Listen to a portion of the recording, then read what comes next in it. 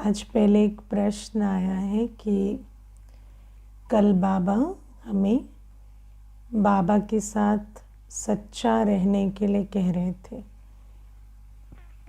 उस बात को थोड़ा एक्सप्लेन कर दीजिए, है ना। तो कल बाबा ने कहा कि सच्चे बाप के साथ सच्चा होकर रहेंगे तो बाबा हमें सचखंड का मालिक बना देंगे, है ना। अब सच्चे बाप के साथ सच्चा होकर रहना वो क्या होता है कि देखो, एक बहुत अच्छी विधि है। सच बोलने से ना कई बार विकर्म से छूट जाते हैं ना। मैं आपको थोड़ा इसमें एक दो एग्जाम्पल देती हूँ।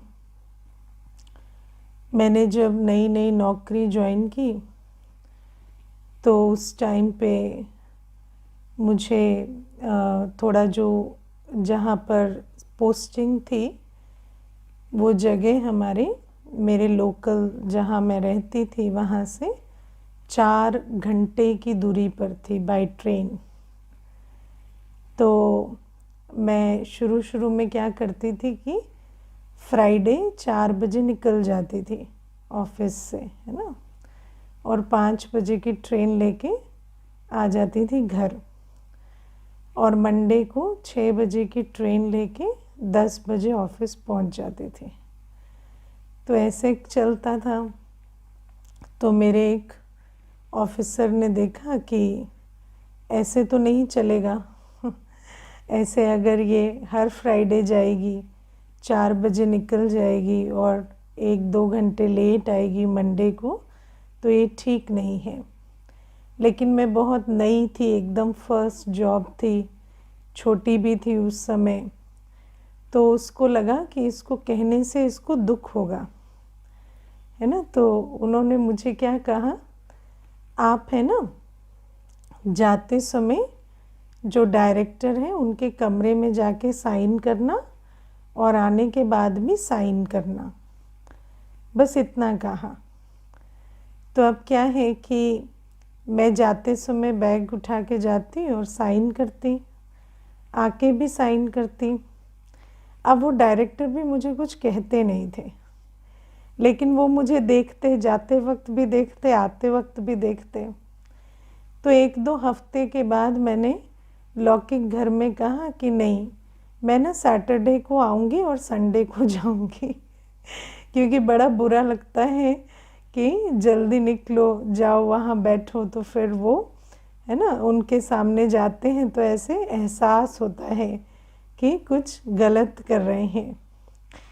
तो आप देखो कि बिना कहे भी सिर्फ ऑनेस्टी के कारण जब आप कोई चीज़ सच्चाई से दिखती है, देखो जब छुपाते हैं ना तो छुपाने से कोई भी गलत काम आप बहुत समय करते रहते हैं, लेकिन जब वो बात दिखती है तो फिर उसमें संकल्प चलते हैं कि नहीं, ये तो सामने खाता बन रहा है ना, 3 बार लेट गए, 3 बार लेट आए, तो वो जैसे सामने रिकॉर्ड हो रहा है।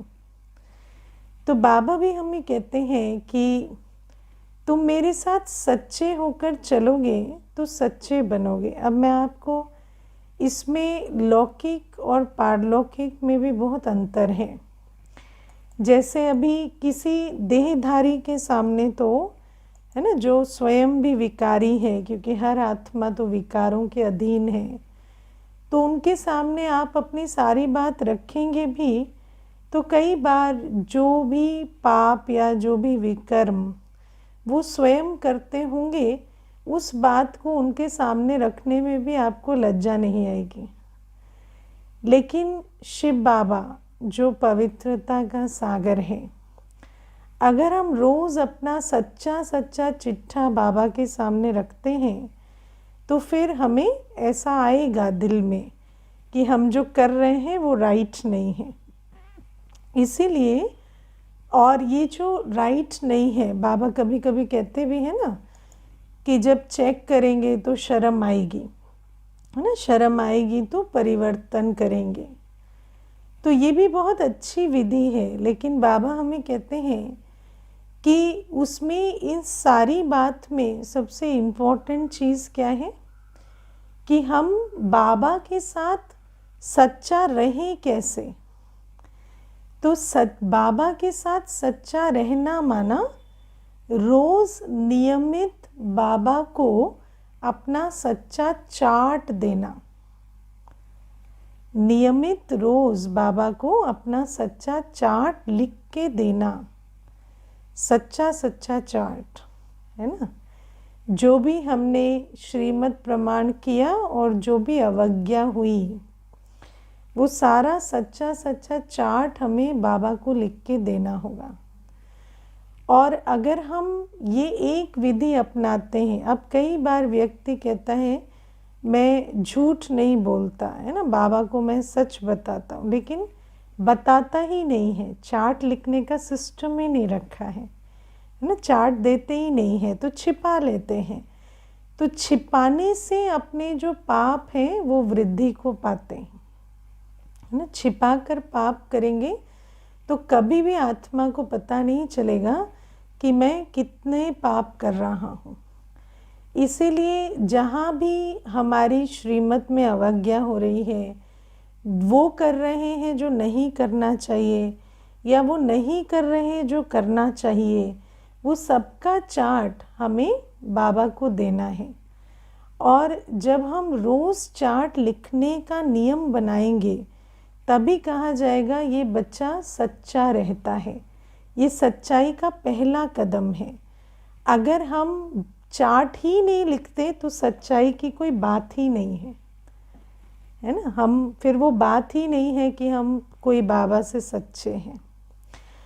और फिर जैसे चार्ट में भी जब हम टाइम का चार्ट लिखते हैं, है ना, लेकिन तन मन धन सबका लेखा जोखा, ठीक है, हमारा समय कहाँ लग रहा है वो हमने लिखा, हमारा धन कहाँ लग रहा है, क्या हम वो सच्चाई से बाबा को बताते हैं, क्या हमारा संकल्प कहाँ लग रहा है, क्या हमारा तन कहाँ लग रहा है, किन संबंधों में हम जा रहे हैं, है ना। क्योंकि हम तो बाबा को लिख देते हैं, अच्छा चलो बाबा हमने आपको आज 1 घंटा याद किया, लेकिन 23 घंटे हम किसकी याद में रहे, है ना। हम किन के साथ लेन देन कर रहे हैं, हमारी लेन देन कितने विकारों के आधार से है, ये सारी बातें। तो सच्चाई से चार्ट लिखना ये दूसरी बात है।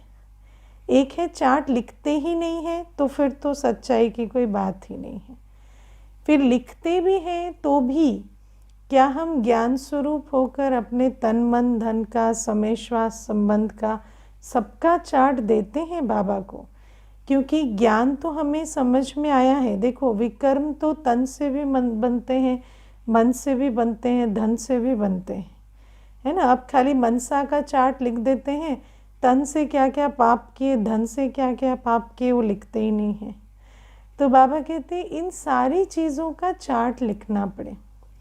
और जब हम चार्ट लिखते हैं तो बाबा हमें कहते हैं कि उसी लिखने के समय बाबा हमें रोज़ शक्ति भी देते हैं, रोज़ उस बात को करेक्ट करने के लिए प्रेरणा भी देते हैं।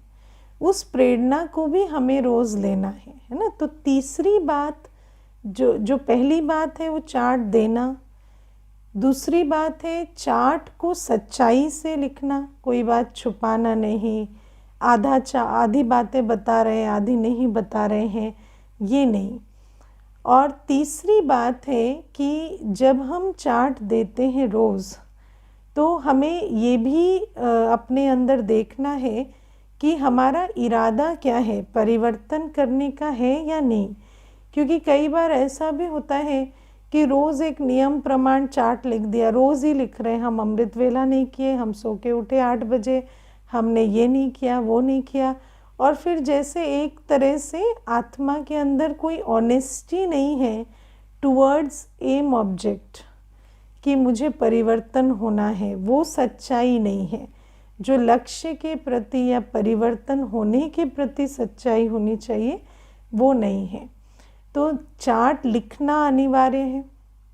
चार्ट लिखने में सब बातों को लिखना है ना, अब ऐसे की तरह नहीं लिख देना, लेकिन मुख्य पॉइंट्स है ना, तन से पाप, मन से पाप, धन से पाप, संबंध में आते पाप किस प्रकार से रहे, या पुण्य कितना किया है ना, या ज्ञान स्वरूप कितना रहे, या आत्मिक दृष्टि कितनी रखी, वो सब बाबा की याद में कितना रहे।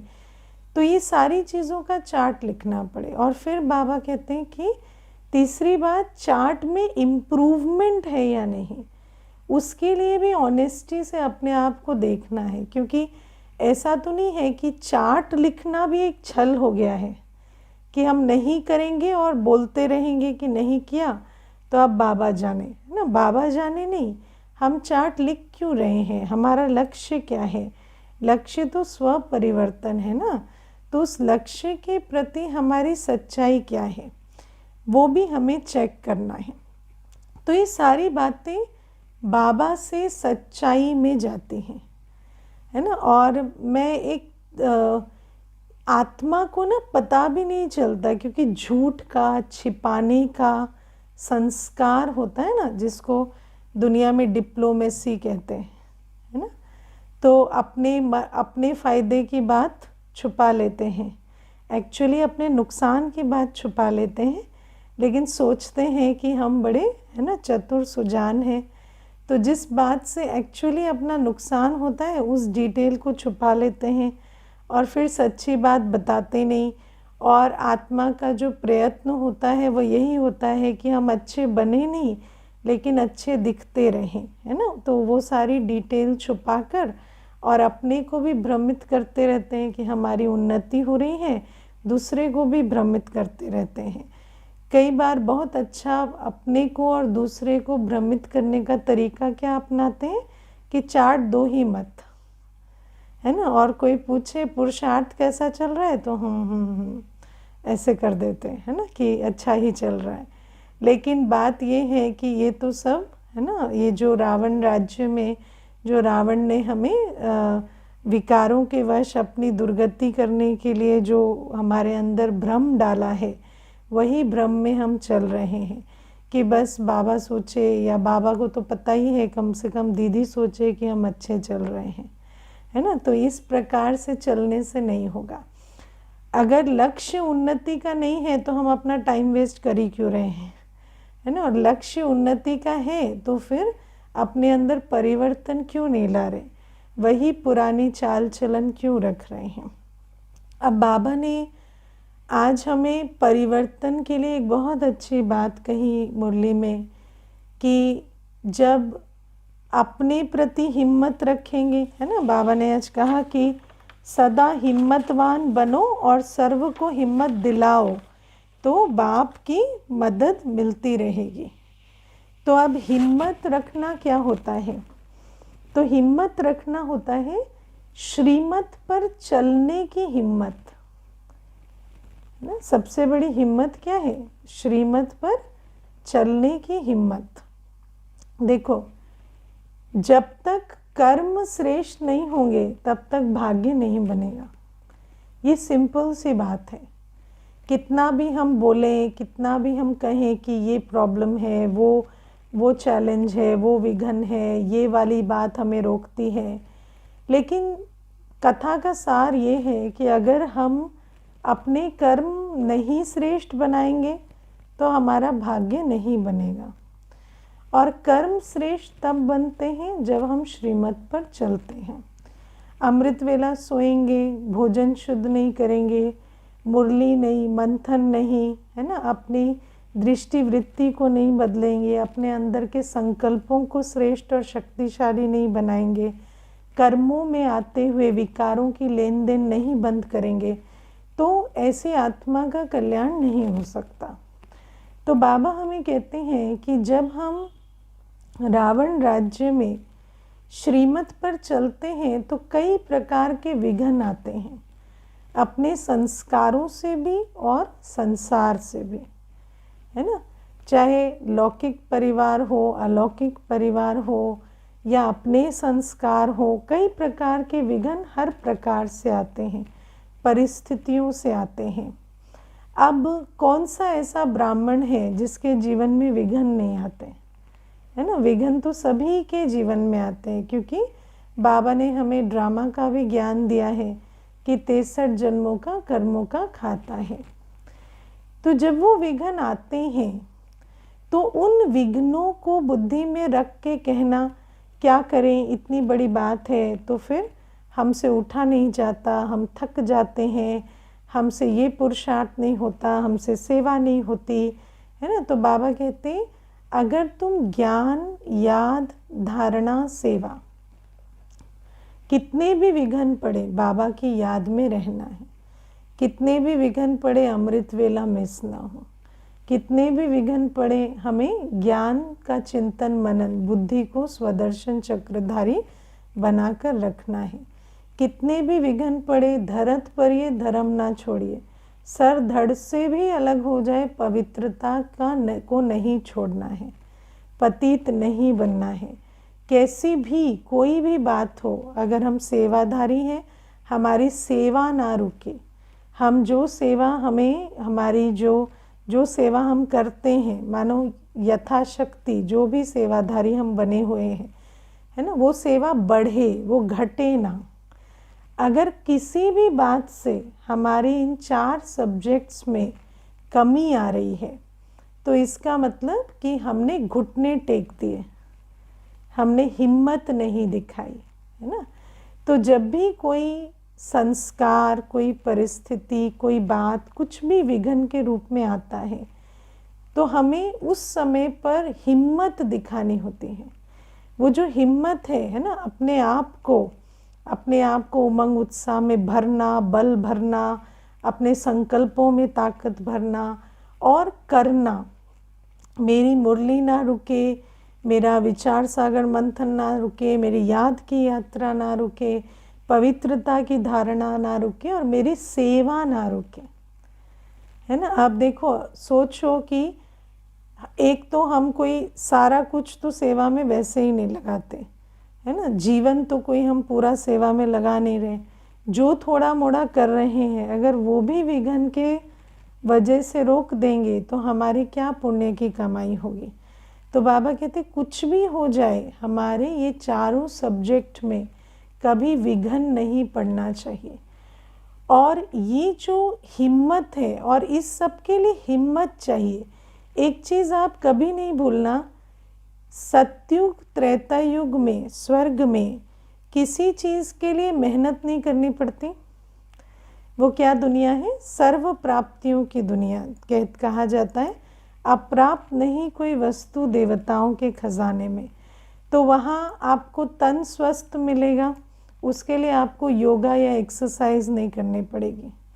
मन शांत होगा, उसके लिए कोई योग नहीं करना पड़ेगा। धन अकिचार होगा, उसके लिए कोई मेहनत नहीं करनी पड़ेगी, है ना। संबंध मीठे होंगे, उसके लिए आपको किसी का बर्थडे या एनिवर्सरी याद नहीं रखनी पड़ेगी, है ना। सब कुछ अच्छा होगा। तो बाबा कहते हैं ये जो नेचुरल हार्मनी, नेचुरल सुख, ये सतयुग और त्रेता युग में होता है। और संगम युग का क्या नियम है? यहाँ कुछ भी फ्री में नहीं मिलता, है ना। आपको सब कुछ के लिए पुरुषार्थ करना होगा। उठने से लेकर अपना कणा दाना सफल करने तक हर श्रेष्ठ कर्म में आपको पुरुषार्थ करना होगा। संगम युग में श्रीमत के एक एक कदम में पद्मों की कमाई तो है, लेकिन उस एक एक कदम में माया खड़ी भी है ना। एक एक कदम में माया खड़ी है। मुझे एक माता कहती थी, दीदी 3 दिन सेंटर ना आओ ना तो 3 दिन कोई विघ्न नहीं आता। एक दिन सोचती हूँ जाऊं तो उसी दिन 10 लोग विजिट करने आ जाते हैं, है ना। तो या योग में ना बैठो तो सारे दिन फ्री बैठे, योग में बैठते ही दरवाजे की घंटी बजती है ना। क्योंकि इतना ये बढ़िया नियम है कि जैसे ही आप श्रेष्ठ कर्म करेंगे, जैसे ही आप श्रीमत पर कदम बढ़ाएंगे तो माया एकदम बैठी है ना, अपना काम करने के लिए, और माया एक्टिव हो जाती है और माया वहाँ पर 10 प्रकार की चीज़ें करेगी। अब व्यक्ति सोचता है, अब भक्ति का संस्कार लेकर हम आते हैं तो हम सोचते हैं ये क्या है कि जब भी श्रीमत पर चलते हैं तो विघ्न पड़ते हैं तो डर जाते हैं, है ना, कि श्रीमत पे चलने में इतने विघ्न क्यों आ रहे हैं। भगवान की मत है तो उसमें तो सब कुछ इजी होना चाहिए। लेकिन बाबा ने आज कहा ना नॉनसेंस बुद्धि, है ना, तो नॉनसेंस बुद्धि समझती है कि अच्छा काम करना आसान होता है, बुरा काम करना मुश्किल होता है। लेकिन सच बात यह है, अच्छा काम करना बहुत मुश्किल होता है कलयुग में और बुरा काम करना बहुत आसान होता है कलयुग में, है ना। तो ये जो नॉनसेंस बुद्धि नहीं जान पाती कि कलयुग में जब रावण राज्य है तो रावण राज्य में तो रावण मत पर चलना सहज होगा, श्रीमत पर चलना तो मुश्किल ही होगा ना।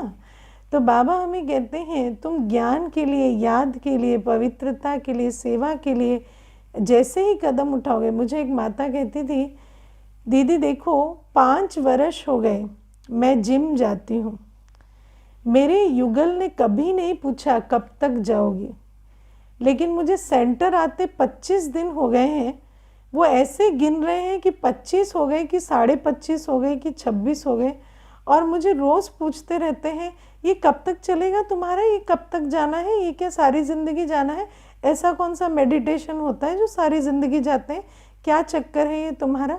तो मैंने उनको कहा आज तक तो कभी आपने मुझे कहीं जाने से नहीं रोका, आज ही क्या है।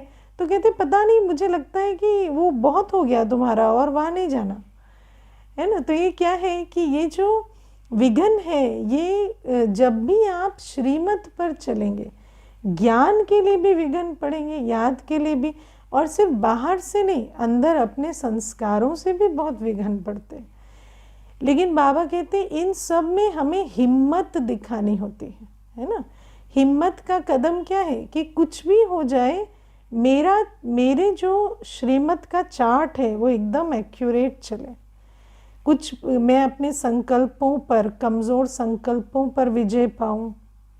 परिस्थितियाँ आई तो उन परिस्थितियों को पार करके मैं अपनी, है ना, दिनचर्या, मनचर्या, परिस्थिति कोई फिजिकली पार नहीं होती। ऐसा नहीं युगल बोल रहे हैं तो चुप हो जाएंगे, नहीं, वो बोलते रहें उसमें भी हम सुनते रहें ज्ञान उसमें भी हम बाबा को याद करते रहें, ऐसे करना होता है ना। लेकिन ऐसा नहीं कि उनको दिखाने के लिए और ही या चिढ़ाने के लिए करें, ऐसे नहीं, है ना। उसमें भी देखना होता है कि सामने वाली आत्मा के लिए भी शुभ भावना रखनी है, लेकिन अपनी यात्रा को भी जारी रखना है। तो बाबा कहते हैं जब इतना करेंगे तो मदद मिलती है। और ये मेरा प्रैक्टिकल अनुभव है कि आपने जीवन तो किसी मनुष्य को नहीं दिया, है ना। आप यहाँ क्यों बैठे हैं, अपने लिए बैठे हैं, अपने बाप के पास बैठे हैं, है ना। किसके पास आए हैं, बाबा के पास आए ना। तो जिसको जीवन दिया है, जिसको पहचान कर श्रीमत का हाथ पकड़ा है ना, वो आपको मंजिल तक लेकर जाता है। इस वैसे देखने में देखो, इस यात्रा में बहुत मनुष्य नज़र आएंगे, लेकिन अगर आप अल्टीमेटली देखें ये सिर्फ आपके और बाप की बात है और किसी की है नहीं। तो इसीलिए जब आप बाबा की श्रीमत पर चलने में हिम्मत दिखाते हैं, बाबा आपको बहुत प्रकार से मदद करता है। और हिम्मत का एक कदम मदद के 1000 कदम बाबा के खींच कर लाता है, और आप अपनी तपस्या में सफल भी होते हैं। धीरे धीरे विघ्न, है ना, पहले विघ्न बढ़ते हैं और फिर विघ्न खत्म होते हैं एक विघ्न को पार करेंगे तो पहले विघ्न बढ़ेगा, है ना। जैसे आप देखो 9th का एग्ज़ाम पार किया तो 10th का ही आया ना। तो ऐसे ही इस पढ़ाई में भी बड़े बड़े पेपर आते हैं, फिर जैसे जैसे बड़े बड़े पेपर भी पार कर लेंगे फिर अंत में पेपर ख़त्म हो जाएंगे। लेकिन बाबा कहते हैं उस बड़े बड़े पेपर में भी बाबा मदद करता है। तो हिम्मत नहीं हारना, है ना, कभी भी। ये जो, और सच्चाई रखना, सफाई रखना, रोज़ अपने आप को पूछना कि हम क्या कर रहे हैं, क्यों कर रहे हैं, हमारा लक्ष्य क्या है। हम तो बाबा के पास आए हैं मनुष्य से देवता बनने, तो फिर क्यों अमृत वेला नहीं उठ रहे, क्यों कुछ नहीं कर रहे, है ना, क्यों हमारे 4 सब्जेक्ट में कमज़ोरी आ रही है। और अपने आप को रोज़ प्रेरणा देना, अपना सच्चा चार्ट लिखना, उन्नति करना, ये पूरी यात्रा, ये मेरी यात्रा है, मेरे लिए है। और इस यात्रा में सर्वशक्तिवान मेरे साथ है। तो ज़रूर है कि मेरी विजय होनी ही है, लेकिन थोड़ी सच्चाई सफाई चाहिए और थोड़ी हिम्मत चाहिए, है ना। और फिर बाबा आज हमें कहते हैं कि तुम अब भक्त नहीं हो, तुम बच्चे हो, है ना। भक्तों के मन में तो बहुत भय होता है ना। बच्चों के मन में तो अधिकार का नशा होता है। भक्तों के अंदर तो भय होता है कि पता नहीं भगवान की कृपा हो ना हो। भक्तों के अंदर अनसर्टेनिटी होती है ना। लेकिन बच्चे के अंदर अनसर्टेनिटी नहीं होती। अब हमें मालूम है कि हम बाबा के हैं और बाबा हमें सब कुछ दे रहे हैं, इसका निश्चय हमें है। बस बच्चे को क्या करना है, वारिस को बस लायक बन के अपना वर्षा लेना है। अब भक्तों की तरह हम भगवान की कृपा की वेट नहीं कर रहे, या हमारे जीवन में इतनी अनिश्चितता नहीं है। अब तो हम ईश्वरीय संतान हैं। संगम युग में बाबा का हाथ और साथ निश्चित है, स्वर्ग का वर्षा निश्चित है ना। और उस निश्चित भावी के नशे में रहकर हमें पुरुषार्थ करना है। तो बाबा कहते हैं अभी हमें भक्त नहीं है, हम बच्चे हैं, ये समझ कर चलना है। बच्चा माना मेरे पास है ना, क्या कहें, मेरा वर्षे का जो कागजात है वो तैयार है 21 जन्म का वर्षा बाबा ने हमें दिया हुआ है, और हम इस समय भी बाबा के ज्ञान प्यार शक्ति के अधिकारी हैं। बस हमें क्या करना है, इस संगम युगी भाग्य को सफल करके लायक बन के सत्युग जाना है। बहुत इजी जीवन है हमारी। तो ये भी बाबा आज हमें कहते हैं।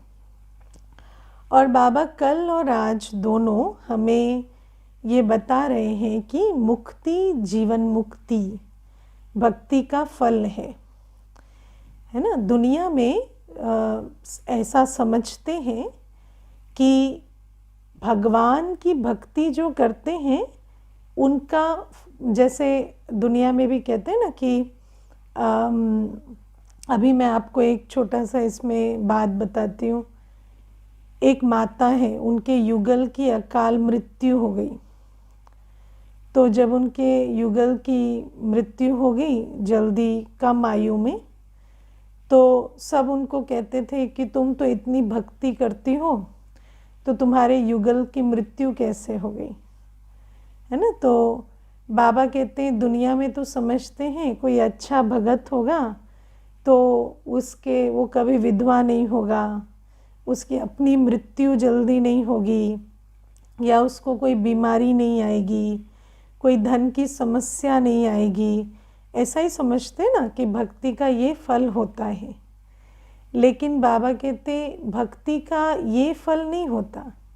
भक्ति का ये फल होता है कि बाबा हमें आकर, है ना, दुनिया में समझते दुख धाम में अकाल मृत्यु नहीं होगी, या कलयुग के अंदर ही धन की कमी नहीं होगी, कलयुग के अंदर ही स्वास्थ्य ऊपर नीचे नहीं होगा।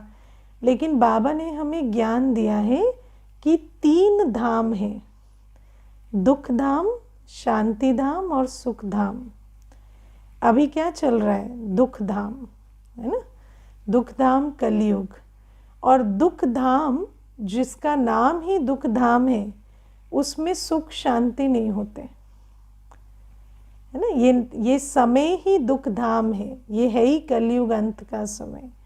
इसमें सुख नहीं होता, इसमें शांति नहीं होती। स्थूल रूप से अगर हम सोचें कि बिल्कुल शांत हो जाए, सब चीज़ें ठीक हो जाए, सर्व प्राप्तियां हो जाए, वो दुख धाम में नहीं होता। तो बाबा कहते हैं मैं तुम्हें इस दुख धाम में आकर शांति धाम और सुख धाम जाने का रास्ता बताता हूँ, है ना। लेकिन ऐसा नहीं कि दुख धाम में ही तुम्हें सुख धाम फील कराऊं, वो नहीं यहाँ होता। तो बाबा कहते हैं पहले बाप के वर्षे को समझो कि ऐसा नहीं है कि हमें संगम युग के अंदर ही कभी तन का, मन का, धन का, संबंध का कोई चैलेंज नहीं फेस करना पड़ेगा। अब दुख धाम है तो बाबा ने तो आज मुरली में साफ कहा, हेल्थ और वेल्थ दोनों इकट्ठे भी एक पूरे जन्म के लिए किसी को नहीं मिलेगी, है ना। ये दुख धाम की क्वालिटी है। बाबा कहते 63 जन्मों के हिसाब किताब अभी सामने आते हैं। तो ऐसे संगम युग में तुम सोचो कि हेल्थ और वेल्थ भी पूरी इकट्ठे मिल जाए, वो नहीं होगा। तो ये जो समय का चक्र है उसको समझना है कि ये समय पुरुषार्थ का है, प्रारब्ध का नहीं है। इस समय बाबा आकर भक्तों को भक्ति का फल देते हैं, वो कर्म सिखला रहे हैं कि हम ऐसी दुनिया में चले जाएंगे जहाँ सिर्फ शांति और सिर्फ सुख है। लेकिन इस समय वो दुनिया नहीं है। इस समय, इस एक युग में हमें पुरुषार्थ करना है। और बाबा हमें समझाते हैं कि संगम युग की प्रारब्ध क्या है।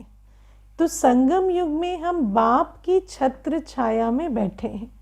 भले ही प्रकृति से, माया से, विकारों से कई विघ्न आते हैं, है ना, कई प्रकार के विघ्न आएंगे, लेकिन बाप के छत्र छाया में बैठी आत्मा ज्ञान बल से, याद बल से, पवित्रता के बल से और सर्व शक्तियों के बल से उन विघ्नों के सेक से बची रहेगी, है ना। वो जो परिस्थितियां हैं वो स्वस्थिति को डिस्टर्ब नहीं करेंगी। लेकिन ऐसा नहीं होगा कि बातें नहीं आएंगी।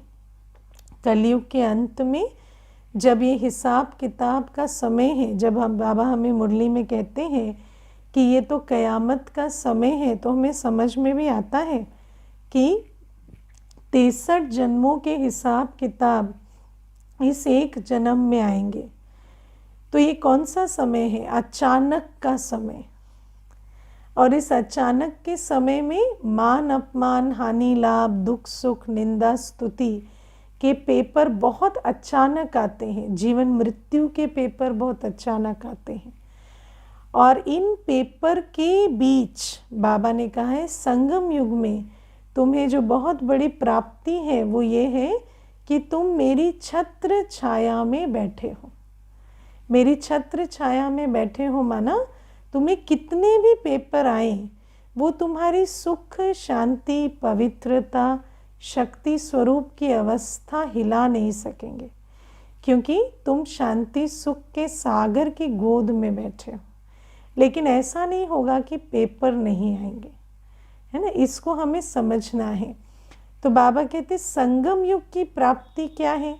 और फिर बाबा का वर्षा, जो बच्चे इस एक जन्म बाबा की छत्र छाया में रहकर, बाबा का हाथ पकड़कर, पुरुषार्थ कर कर इस एक जन्म को सफल कर लेंगे, वो फिर 2 युगों तक, है ना, सतयुग के 2 युग, सतयुग त्रेता युग और शांति धाम, दोनों में सुख शांति का पूरा वर्षा पाएंगे। तो ये हमें बहुत अच्छे से ज्ञान स्वरूप होके चलना है। अगर अज्ञानी होकर चलेंगे और जैसे दुनिया में सोचते हैं भगवान के बने तो अकाल मृत्यु नहीं होगी, भगवान के बने तो हमारे कोई पेपर नहीं आएंगे, इस प्रकार से चलेंगे तो अपने आप को सिर्फ दुख होगा, है ना। तो बाबा हमें कहते हैं हम इस समय स्नेह के सागर की गोद में बैठे हैं, शांति के सागर की गोद में बैठे हैं, सर्वशक्तिवान की गोद में बैठे हैं। तो ऐसे में चाहे कितनी भी बातें आएंगी, हम शांति, सुख, स्नेह, शक्ति की अनुभूति करते रहेंगे। बाबा हमें भरपूर करते रहेंगे। पेपर आएंगे जाएंगे, हम उनकी आँच से बच सकते हैं। लेकिन कौन? वो आत्माएं जो पुरानी दुनिया से अपना बुद्धि का लंगर उठाकर बैठी होंगी। अगर पुरानी दुनिया में दिल लगी हुई होगी तो फिर तो कोई भी पेपर आएगा तो उसमें बड़ा दुख होगा। तो बाबा कहते हैं ना, न्यारा और प्यारा। बाबा की छत्र छाया का अनुभव तो तब होगा ना जब पहले हम पुरानी दुनिया से न्यारे होंगे। अगर पुरानी दुनिया में दिल लगी हुई है तो प्यारा हम बाबा के नहीं हैं, प्यारे तो हम पुरानी दुनिया के ही हैं। और फिर जहाँ जिससे प्यार है उसका असर तो आएगा।